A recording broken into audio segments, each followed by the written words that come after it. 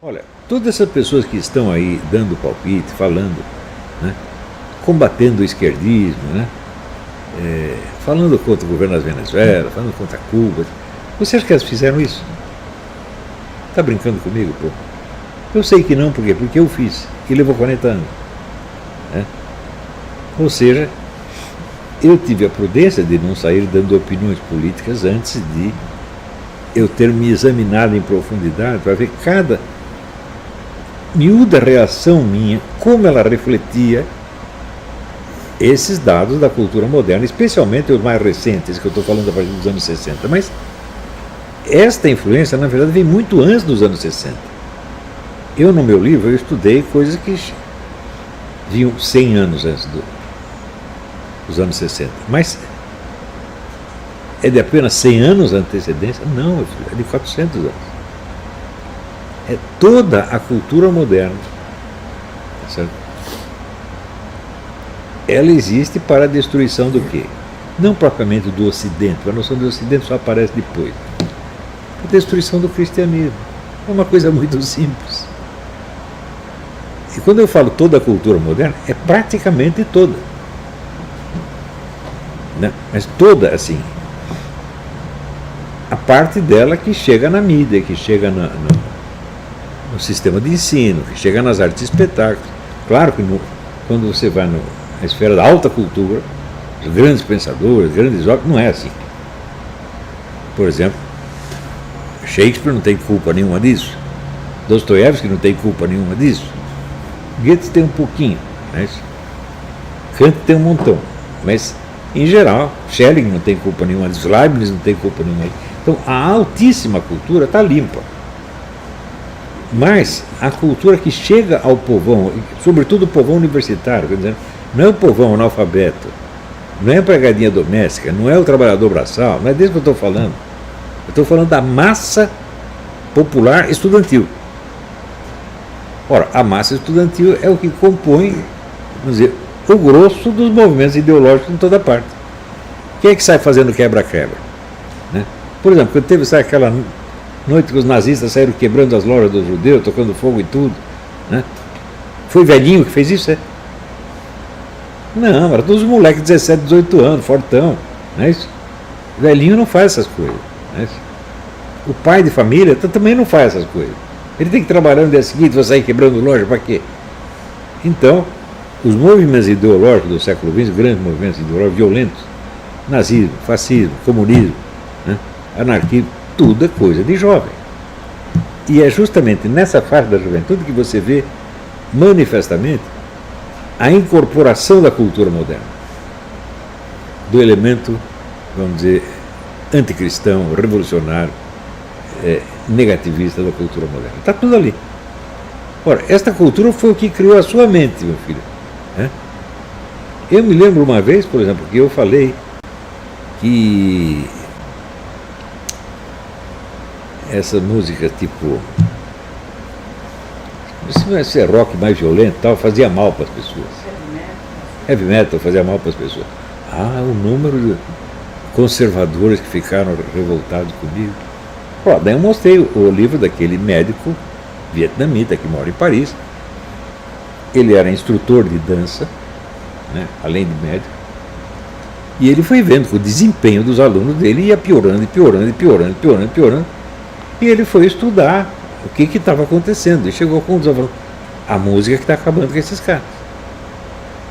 Né? O livro foi publicado no Brasil depois. Esqueci aqueles nomes vietnamita impronunciável. Mas a Vida Editorial publicou o livro. Né?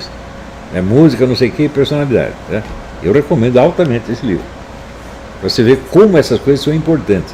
Ou seja, o indivíduo não percebe que o estilo de música que ele está acostumado neutraliza as melhores opiniões políticas dele. Porque ele tem aquelas opiniões políticas no que diz respeito à política. Mas na vida inteira dele, ele está colaborando com o outro lado. Nas suas atitudes diárias, nas suas escolhas de roupa, de comida, de companhia, de tudo. Ele está do lado da revolução. E na hora de votar, ele escolhe um candidato conservador e ele espera ganhar a briga assim.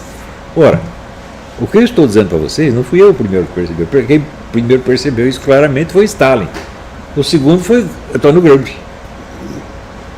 Stalin criou a ofensiva cultural soviética nos anos 20.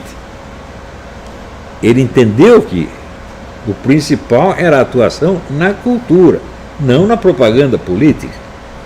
Tanto que Stalin instruiu o Partido Comunista Americano no seguinte sentido: esqueça os proletários.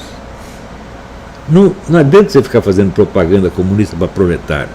Você tem que ganhar a adesão de pessoas importantes, de formadores de opinião, de milionários, de juízes da Suprema Corte, de grandes intelectuais. Está entendendo? Das senhoras da sociedade. É essa aí que você tem que ganhar. E olha, isso provou que funciona. Se você ver como está os Estados Unidos hoje, não é isso? Os Estados Unidos está quase comunista já. Como aconteceu isso? O país mais anticomunista que tem. Foi assim. Seguindo a fórmula do Stalin. Não foi fazendo propaganda política, meu Deus do céu. Foi mudando valores, reações, atitudes, reflexos, etc., na base da sociedade. Tá entendendo? Os valores da vida cotidiana, os sentimentos básicos, as reações espontâneas. É aí que está o negócio, gente. E quando a gente fala de cultura, isto é a cultura. Está entendendo? E a cultura não é só produzir livros, dar aulas, etc. Não. É moldar personalidades desde o início. Você está entendendo? Quando você pega aqui seu Pujol. Como é que mudaram a cabeça do Pujol? Foi assim. Ele nem percebeu. Você acha que ele tem inteligência para fazer o que eu fiz? Um autoexame aprofundado, dizer como essas atitudes entraram dentro de mim sem eu perceber. 100 vidas que ele vivesse, ele não teria capacidade para fazer isso. Eu dediquei 40 anos da minha vida a esse estudo, a esse autoexame em profundidade. Por que você acha que eu fui o primeiro que conseguiu quebrar a hegemonia comunista no Brasil? Porque eu sei fazer isso. E eu sei porque eu estudei o assunto. Eu não nasci sabendo, pô. Eu fui vítima da mesma coisa. Só que quando eu percebi que eu tinha sido envolvido por esse negócio, eu tive a prudência de não sair expondo as minhas novas ideias políticas aos 20 anos de idade. Eu fiquei quietinho no meu canto. Falei, eu vou estudar. Não é só estudar, eu vou me examinar, em profundidade. Inclusive usando os métodos da psicoterapia, da psicanálise, essa coisa toda. Eu fiz 8 psicanálises diferentes para me ajudar nisso aí.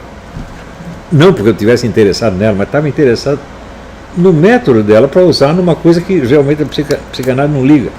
Eu tenho que fazer uma psicanálise das minhas atitudes morais fundamentais. De onde que elas saíram?